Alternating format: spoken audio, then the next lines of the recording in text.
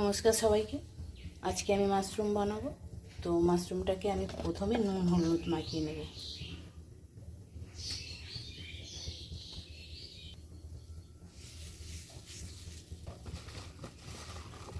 একটুখানি আমি লঙ্কা গুঁড়ো দিয়ে দিলাম। তো এটাকে আমি ভালো করে মাখিয়ে নেব।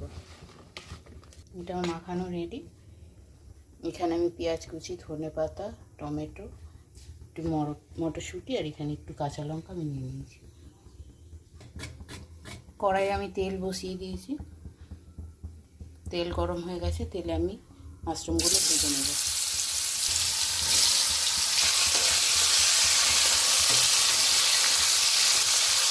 এটাকে আমি একটু ভেজে নেব।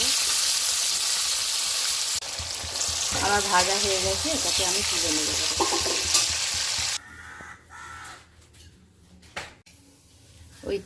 ওই তেলেই আমি একটু জিরে ফোড়ন দিয়ে দিলাম। তার মধ্যে আমি পেঁয়াজ কুচি দিই।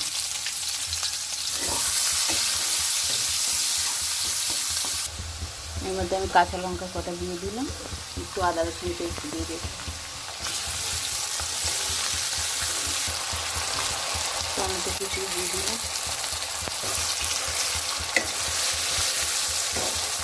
দিয়ে দিচ্ছি হলুদ, 1 চামচ লঙ্কা দিয়ে, একটু জিরে পাউডার। ভালো করে আমি মশলাটাকে কষে নেব।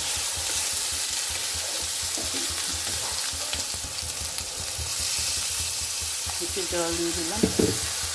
মাশরুমে যেহেতু নুন দেওয়া আছে তাই মশলার মতো আমি নুনটা দিয়ে দিলাম। এখন এর মধ্যে আমি কড়াইশুঁটিগুলো দিয়ে দিলাম।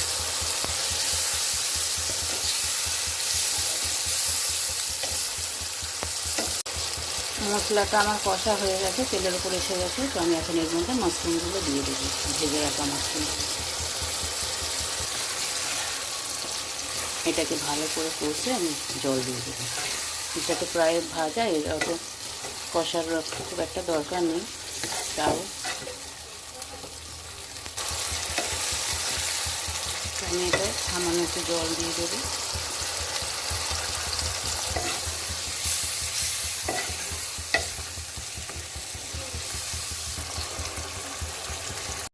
দেখুন এটা আমাদের রেডি।